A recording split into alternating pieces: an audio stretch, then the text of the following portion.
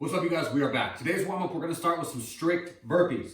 I jump my feet back into a plank, do a strict push-up, and then jump my feet back to my hands before I jump and clap overhead. As is true with any warm-up that we do, especially if you're sore, if your muscles feel tight, don't push these things. A strict burpee can be kind of aggressive if you're still working on your push-ups, so do the push-up from your knees if you need. Take these warm-ups moderately so that you're gradually working yourself into getting warm as opposed to like jumping right in head first to something that feels pretty strenuous for you. So here's a strict burpee. Jump back to a plank, my hands are about shoulder width. Do a push-up, jump my feet back to my hands, jump and clap overhead. Notice that my feet stay flat when I burpee. Okay, I'm not landing on my toes like that. After that, I'm doing some jumping jacks. And then we're doing elbow plank scapula pull aparts. This is kind of a weird movement because it's really subtle, but it's a very good warm-up. It's a very good warm-up for the shoulders first. And second, it's a very good way to get work on strengthening some of the smaller muscles in the shoulder that don't get worked when we do some of the bigger movements that we do. So when I coach this in the gym, what we do is I usually have people start standing like this, or even with their arms out in front of them. And I tell them to pull their shoulder blades back together as much as they can, and then to pull them apart as much as they can, okay? This is the basic motion that we're going for. Then I have them do it like this, and then we go to a plank and do it. So we're gonna be on our elbows. I'm not gonna let our hips move. I'm gonna pull them apart as far as I can, pull them back together as far as I can. Okay, so we're going back and forth would be one rep on those. Last thing we're doing is some bicycles. So I'm gonna lay on my back, hands go behind my head, but I'm not gonna pull on my head. I'm not gonna like yank on my neck or anything like that. Right elbow, left knee, left elbow, right knee. Just going back and forth. Not the best exercise to try to talk during. Sorry about that. The workout. All right, so this one has two different options for it. So there's obviously the equipment and the bodyweight version, but in each workout, there's going to be the option to run if you're able. So if you have the capacity to go for a run and you want to take advantage of that, please do so. So it's 3 5-minute rounds. You get 2 minutes of rest between each one. And if you have the ability to go out for a run, then I want you to start with a 400. Okay, so something roughly the distance of a city block down and back, something like that, really roughly speaking. This should take you no more than about 2 minutes or so, something like that. If you don't have access to running or you're up on like the top floor of an apartment, it'd be too much of a pain in the butt. Don't sweat it, just cycle through what I'm going to talk about next instead of doing the run at all. So the format is that you start with that run if you're able, otherwise you're going through 30 skaters, 20 sit-ups, and then 10 dumbbell thrusters as many times as you can in that 5 minutes. If you are running, you just run, then come back, and then start cycling through that as much as you can. If you can't run, you just do more rounds of that. The second one will change up the movements just a little bit. The third one will change up the movements just a little bit, but the format remains the same. So, skaters, okay? I'm going through a wide stance and kicking one leg back behind as I kind of jump from side to side. I'm staying low as I do those. I'm trying to move kind of quick from foot to foot. After that, sit-ups.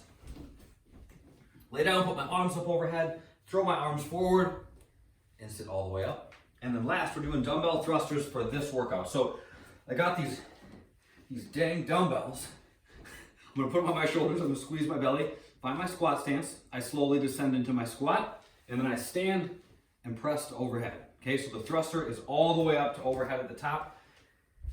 Remember or note that that's a one motion movement, okay? So it's not just like a stand up from the squat and then push to overhead. It's stand up from the squat and push to overhead in one motion.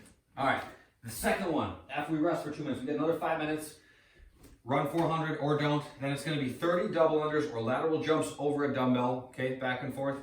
And then reverse lunges and dumbbell push press. So reverse lunges, I step back, tap that back knee, stand back up, step back, tap that back knee, stand back up. And then, where am I at? Dumbbell push press. Kind of like the second portion of the thruster. I'm just going to dip, drive, and push. So use your legs on these, you guys. You should be thinking about driving your legs as much as you can to get the dumbbells to jump off your shoulders. If you're just kind of doing this, your arms are going to be way smoked after your set. So use your legs to get them going. Third, skaters, push-ups, and dumbbell deadlifts. So push-ups, we're looking to touch our chest all the way to the ground, elbows out, about 45 degrees away from our body, and then we push until our arms lock out again at the top. So all the way down, all the way up. On those, they look like this. Remember that there's no shame in going from your knees, okay? Still plenty challenging. Still a good way to get better at your push-ups. And then the third movement we're gonna do is a dumbbell deadlift. So I got one dumbbell per hand. My shoulders are back, my belly is tight. I push my hips back, lower down, touch, and then stand back up, okay? That is that. Think on the deadlifts, because it's kind of weird. If you haven't done a lot of deadlifting, it's kind of weird because you can't see your back. You're like, I'm not sure if my back's straight. Think about feeling for tension in the back of your legs, okay? And shoulders back, keep your belly flexed. If those things are in place, you're probably, not guaranteed, but probably keeping your back in a pretty strong position. All right, that's that for the equipment version. Body weight is gonna be skaters, sit-ups, and then jumping squats. So same exact squat stance as we always use. Squat, and then jump up from the bottom. Second one is lateral jumps over a 6-inch target, reverse lunges, and then down dog handstand push-ups. So I go to down dog, walk my feet a little bit closer to my hands, rock my weight forward, touch my head out in front of my hands, not right here, I'm touching way up in front of my hands, and then push back to down dog. If you guys need some assistance on those, stack some books up for your target. Elevating the ground will help a lot. And then for the third one, skaters, push-ups, and alternating unloaded single leg deadlifts, okay? I'm standing on one leg, that leg is bent. My other leg is gonna lift, and that leg is locked. I'm gonna fold slowly, till I get down to the position where I feel some tension in the back of my standing leg, and then I stand back up. So I'm trying not to twist as I go. My back toe should point down towards the ground. I'm trying to keep that knee locked out, nice and slow, nice and slow. There's no need to rush these, okay? The magic is in doing them slow. If you do them too quickly, you probably are missing the point of them, so slow down and embrace that little bit of a slower pace. All right. The accessory work today is gonna be 40 seconds in a hand plank, 40 seconds in an elbow plank, and then 40 seconds in a low plank, and we're gonna rest for 20 seconds between each one. So pretty self-explanatory, okay? For the first two at least. Hand plank, I'm just thinking about my breathing. This won't take too long, 40 seconds here. Rest for 20, then do 40 seconds here. And then I'm gonna go back to my hand plank, and I'm gonna lower down to finish this thing out with 40 seconds here, okay? Just hovering my chest off the ground. So it looks like I'm in the bottom of a push-up. I basically am, but I'm not. I'm touching my chest, but not deloaded, okay? So a very fine line there, but we're not relaxing at the bottom.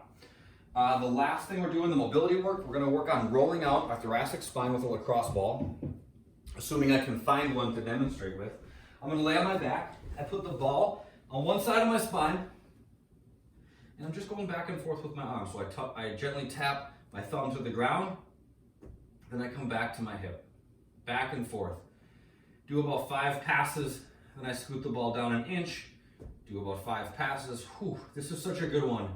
This is one that every time I do it, I'm like, oh, when I get done with that, I feel like I did something. Some of the stretching that we do isn't as apparent afterwards. This one, I feel like you get instant gratification the second that you're done. So 3 minutes per side, working on that. You guys can go all the way from the top of your neck, or the bottom of your neck, top of your shoulder right here, all the way down to mid-back. You're just kind of running along that strip of muscle between your shoulder blade and your spine. We're not on our spine, we're not on our shoulder blade. Know the difference. So work down that strip, 3 minutes per side. That's that. That's it for today, you guys. I'll see you on the next one. Have a good day.